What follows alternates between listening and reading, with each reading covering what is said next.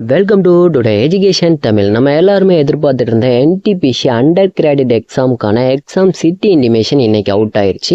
உங்களுக்கு 7ஆம் தேதி மே 7th எக்ஸாம் இருந்துச்சு அப்படின்னா அதுக்கு 10 நாளைக்கு முன்னாடி இன்னைக்கு எக்ஸாம் சிட்டி இன்டிமேஷன் அவுட் ஆயிடுச்சு. சரிங்களா?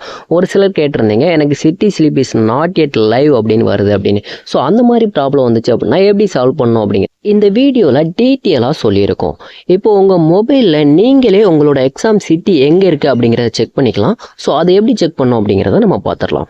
உங்களோட மொபைலில் அப்படியே கூகுள் பேஜை ஓப்பன் பண்ணிக்கோங்க. கூகுள் பேஜ் ஓப்பன் பண்ணிவிட்டு சர்ச் பாக்ஸ் இருக்குல்ல, ஸோ சர்ச் பாக்ஸில் RRB சென்னை அப்படின்னு சர்ச் பண்ணுங்கள்.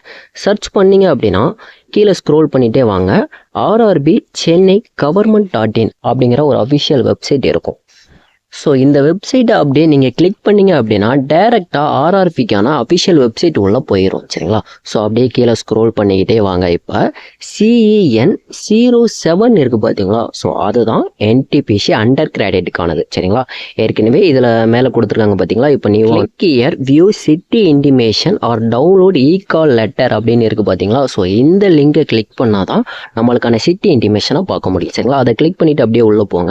அப்படியே இப்போ கீழே ஸ்க்ரோல் பண்ணிவிட்டு கீழே வந்தீங்க அப்படின்னா உங்களோட ரெஜிஸ்ட்ரேஷன் நம்பர் கேட்டிருப்பாங்க. சரிங்களா? ரெஜிஸ்ட்ரேஷன் நம்பர் அப்படிங்கிறது அப்ளிகேஷனை கடைசியாக சப்மிட் கொடுத்ததுக்கப்புறம் அப்ளிகேஷனில் ரெஜிஸ்ட்ரேஷன் நம்பர் இருக்கும். அதை நீங்கள் டவுன்லோட் பண்ணி வச்சுருப்பீங்களா? ஸோ அதிலேயே இருக்கும். ஒருவேளை நீங்கள் டவுன்லோட் பண்ணல, ரெஜிஸ்ட்ரேஷன் நம்பர் தெரில அப்படின்னா கண்டிப்பாக கமெண்ட்டில் ரெஜிஸ்ட்ரேஷன் நம்பர் அப்படின்னு போடுங்க. அதுக்கான வீடியோ நான் எப்படி ரெஜிஸ்ட்ரேஷன் நம்பர் கண்டுபிடிக்கணும் அப்படிங்கிறத சொல்லித்தரேன். சரிங்களா? ஸோ இப்போ ரெஜிஸ்ட்ரேஷன் நம்பரில் உங்களுக்கான ரெஜிஸ்ட்ரேஷன் நம்பர் இருக்குது பார்த்தீங்களா? அதை அப்படியே டைப் பண்ணிடுங்க. டைப் பண்ணி முடிச்சுட்டு அப்படியே கீழே ஸ்க்ரோல் பண்ணிகிட்டே வந்தீங்க அப்படின்னா உங்களுக்கான பாஸ்வேர்டு கேட்கும். பாஸ்வேர்டு அப்படிங்கிறது உங்களுக்கான டேட் ஆஃப் பர்த் தான் பாஸ்வேர்டு. சரிங்களா? ஸோ டேட் ஆஃப் பர்த்தில் ஃபஸ்ட்டு டேட் கொடுங்க.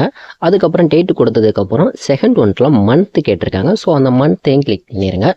மந்த் கொடுத்ததுக்கப்புறம் தேர்ட் ஒன்றில் இயர் கேட்டிருப்பாங்க. சரிங்களா? ஸோ இந்த ஆர்டர் வைஸில் உங்களோட டேட் ஆஃப் பர்த் கொடுங்க. இந்த டேட் ஆஃப் பர்த் தான் உங்களுக்கான பாஸ்வேர்டு. அதை கொடுத்ததுக்கப்புறம் கீழே ஸ்க்ரோல் பண்ணிங்க அப்படின்னா உங்களுக்கான ஹேப்சா இருக்கும். இந்த ஹேப்சாவை அப்படியே இல்லாமல் நீங்கள் டைப் பண்ணிடுங்க. டைப் பண்ணதுக்கப்புறம் அதுக்கப்புறம் நம்மளுக்கு நெக்ஸ்ட் லாகின் பேஜ் தான் கேட்கும்.